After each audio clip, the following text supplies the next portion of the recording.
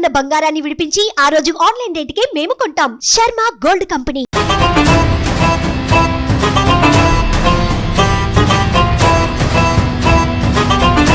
Congratulations, sir. Huge victory. We are very happy. Thank you. ఇలానే చూడాలనుకున్నాం మిమ్మల్ని మేము. Thank you sir, thank you so much. So hi hello, welcome to Suman TV. నేను మీ Roshan. Present మనతో పాటు నాదెండ్ల భాస్కర్ రావు గారు ఉన్నారు. సో నాదెండ్ల భాస్కర్ గారు నమస్తే. నమస్కారం. First of all wish you many happy returns of the day. 89 సంవత్సరాలు పూర్తి చేసుకొని 90వ వసంతంలోకి వచ్చారు కాబట్టి ఎలా అనిపిస్తుంది ఇన్ని సంవత్సరాలు ఈ జర్నీ, ఈ కెరీర్, ఈ లైఫ్?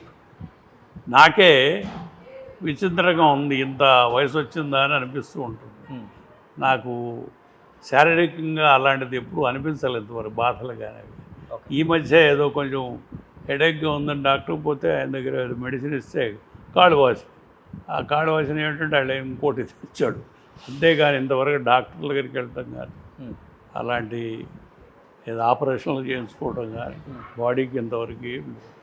అంటే రాజకీయాల్లో ఉంటే ఎప్పుడు ప్రెషర్ ఉంటుంది సార్, అలాంటిది మీరు ప్రెషర్ ఇన్ని ఉంటుంది సంవత్సరాలు కానీ ఎటువంటి ప్రెషర్ లేకుండా ఇంత హెల్దీగా.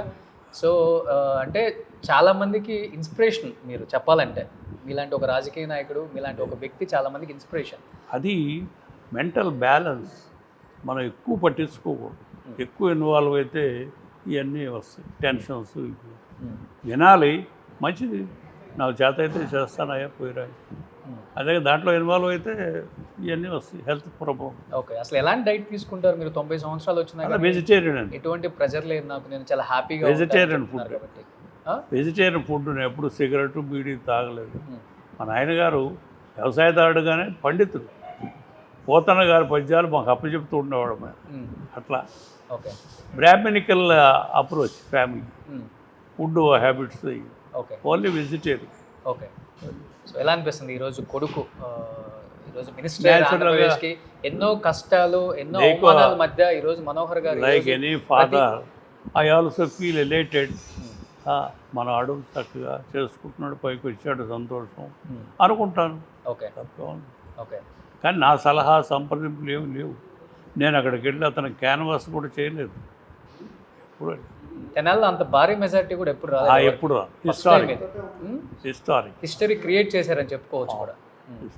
సో పవన్ మీద ఒక కామెంట్ అంటే ఏమని చెప్తారు మీరు?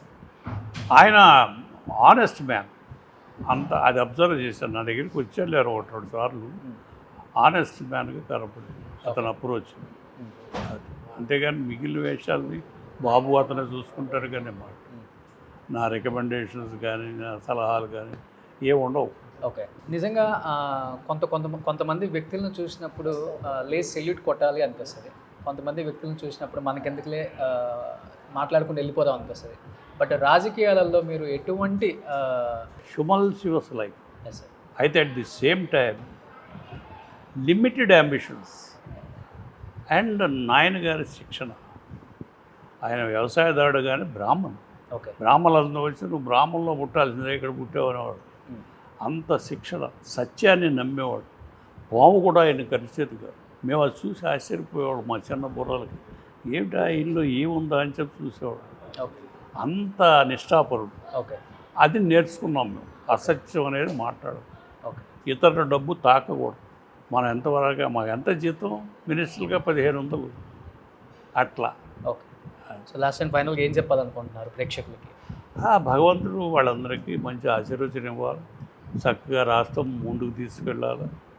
ఆంధ్ర రాష్ట్రాన్ని మరి విడిపోయిన తర్వాత చాలా ఎక్కువ బాధ్యతలు ఉంటాయి. కొత్త రాజధాని కట్టాలి, బోల్డ్ అవసరాలు ఉన్నాయి, ఏమి చేయాలా. థ్యాంక్ యూ సో మచ్ అండి.